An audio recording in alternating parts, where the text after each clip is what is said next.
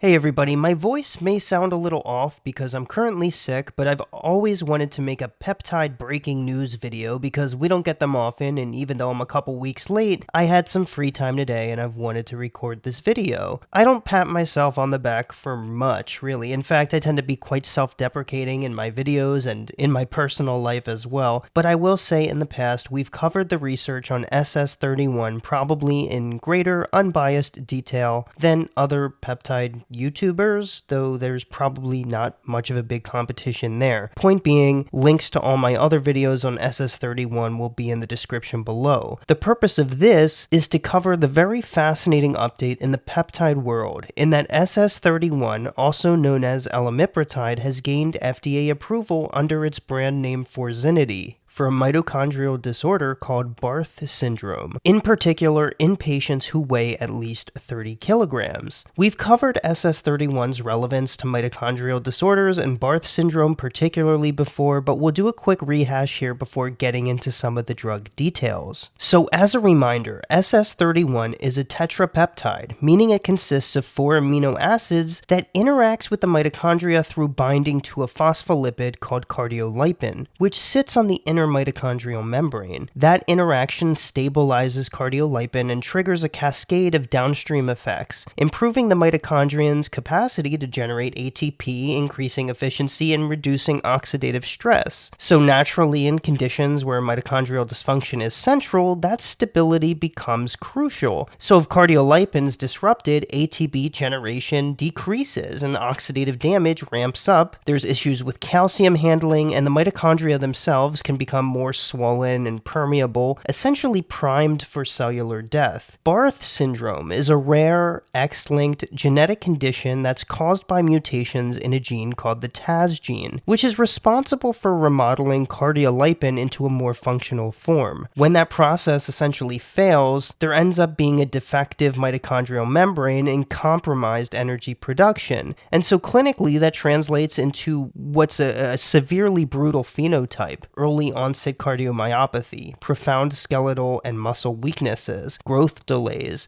neutropenia, chronic fatigue, and heightened risk of infections. Most patients face severe complications early in life. It's oftentimes life-threatening, and treatment has historically been limited to supportive care. That's why SS-31's mechanism is so relevant here, because it's targeting the root mitochondrial defect with regards to cardiolipin. And so by binding and stabilizing cardiolipin directly, it helps to restore mitochondrial structure and function where things essentially first decay. And in Barth syndrome, it's not theoretical as it could be in other disease states that revolve or hold close to it a characteristic of mitochondrial dysfunction. It's the core of Barth syndrome itself. So if you watch my earlier videos on the topic, you know we've talked about the TAZPOWER trial. This was a big study that ultimately paved the way for FDA approval. It enrolled just 12 genetically confirmed patients, which before we've discussed is a small number, but when you're dealing with an ultra-rare disease, it's in a way expected. And what matters more is the quality and durability of the response, and here that was pretty striking, so much so that the compound ultimately got granted FDA approval. And so the trial started with a 28-week double-blind placebo-controlled phase and then continued into a 168-week open-label extension where all participants received daily subcutaneous Elamipretide. Over that long-term period, patients showed sustained, clinically meaningful improvements. Walking distance on the 6-minute walk test increased by nearly 100 meters on average, fatigue scores improved, muscle strength increased, and cardiac stroke volume and ventricular function improved, indicating beneficial effects on the heart as well. The most common side effects, as is essentially typical with a lot of these peptides, were injection site reactions, but overall the drug was well tolerated. It's also worth noting that in the TAZPOWER trial, 12 patients were enrolled at the start, but by the end of the 168-week open-label extension phase, 8 patients completed assessment assessments across both the cardiac imaging and musculoskeletal domains, which is a reflection of just how small and challenging these ultra-rare disease studies can be. It is worth noting that the primary endpoints, so the primary focuses of the trial, weren't met in the blinded phase, but in a disease this rare and severe, robust functional gains sustained over 3 years, a significant time frame, carry far more clinical weight than sample size alone. And when you compare these results to untreated natural history cohorts where patients tend to decline over time, the trajectory with Elamipretide is clearly different. And that's the key point. It's why the FDA was comfortable granting approval despite the sample size being objectively small, because in a condition like Barth syndrome where there are no disease-modifying therapies, durable improvements in function matter much more than measures of statistical significance in isolation. So that's where we are now. SS-31, now Forzinity, as developed by Stealth Biotherapeutics, is officially the first FDA-approved therapy for Barth syndrome, and one of the first mitochondrial-targeted peptides to ever make it across this finish line, though I know that finish line, of course, is controversial in nature. I expect it'll be incredibly expensive, so hopefully financial assistance programs develop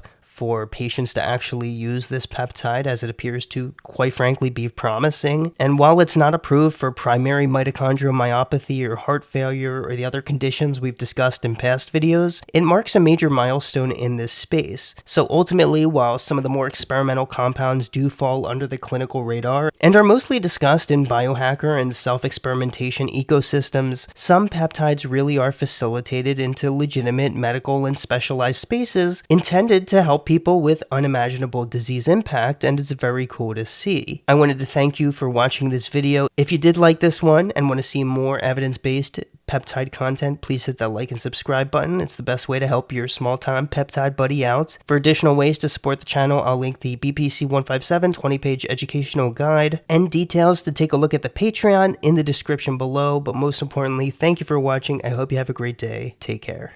Cut to the chase, evidence-based. Pull up a chair, let's get this straight. Peptide buddy, he's your peptide buddy.